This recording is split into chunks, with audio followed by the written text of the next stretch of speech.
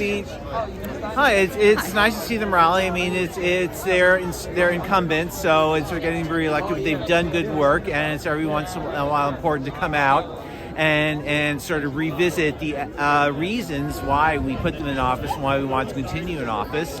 And this is an important part of it, not just for the rally, but also for the actual nuts and bolts work of things like petitioning and door knocking that we need to keep them in office doing the good work they're doing. You live in the community? Yeah, I'm just a few blocks away.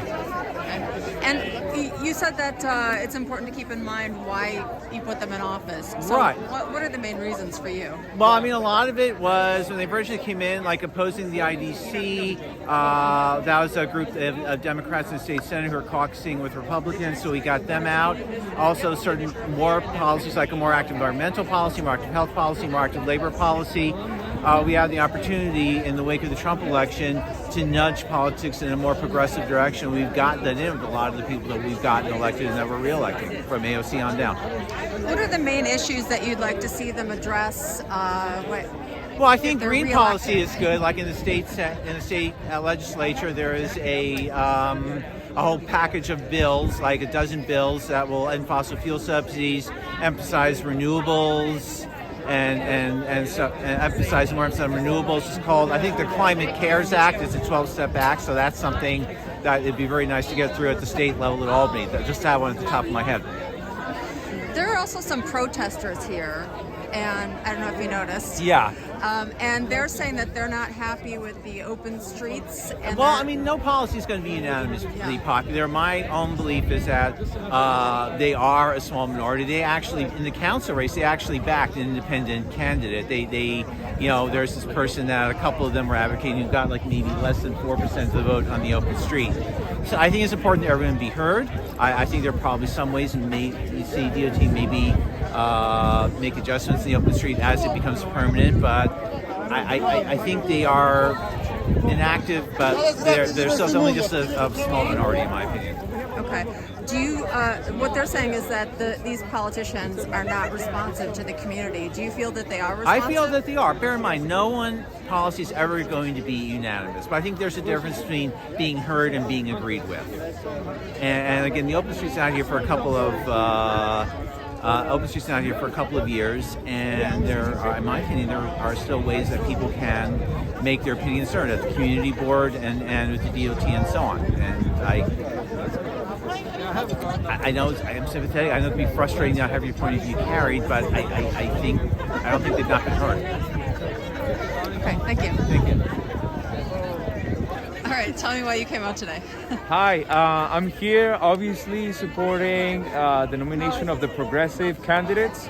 Right now we're doing support for Jumaane Williams. He's running for governor, and Ana Maria Archila is running for lieutenant governor. So this is an effort to diversify the ticket.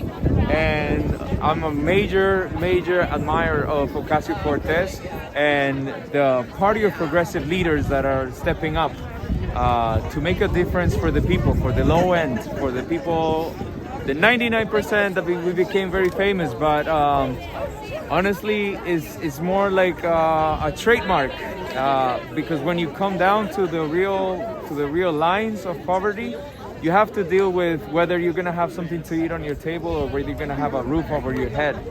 And I feel like there's a lot of work that needs to be done, even within the party itself, even within the Democratic Party itself. So I'm here in support of the progressives. I'm here in support of the people who believe in the people and the empowerment of the low-income people. What do you feel that they've accomplished so far? They have accomplished more than anything identifying the needs, yes. Then also identifying the barriers of having access to equal opportunity in employment, in pay, in benefits. Acknowledging the people that are actually, the backbone and muscle of the economy, because it's not the same to have a couple of numbers played around in the bank system and the money system of Wall Street, and actually lifting the crates of food, the washing the dishes, and all of the stuff that makes actually the economy move. So acknowledging those people is the first step. And what would you like to see them do, if they're reelected? I would like to see them follow through. With any specific policies that you want to With name? all the policies, the Green New Deal is much needed. I feel like it's more than an economic or a political agenda. It's a human right and a human need. So policies like that bring opportunity to people are what we need, but we need them to come into effect. I know there's a whole engine of economic opportunity that sometimes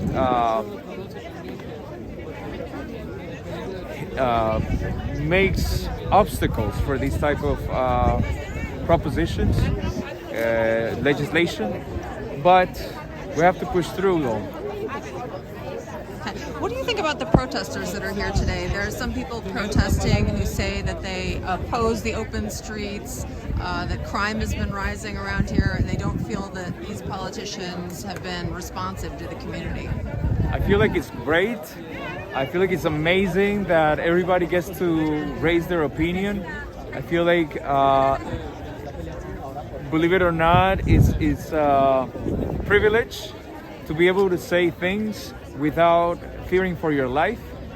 And so that in itself is already an advantage. And I feel like that only speaks good about the opportunity to coexist and the opportunity to exchange ideas. All right, thanks for talking with me.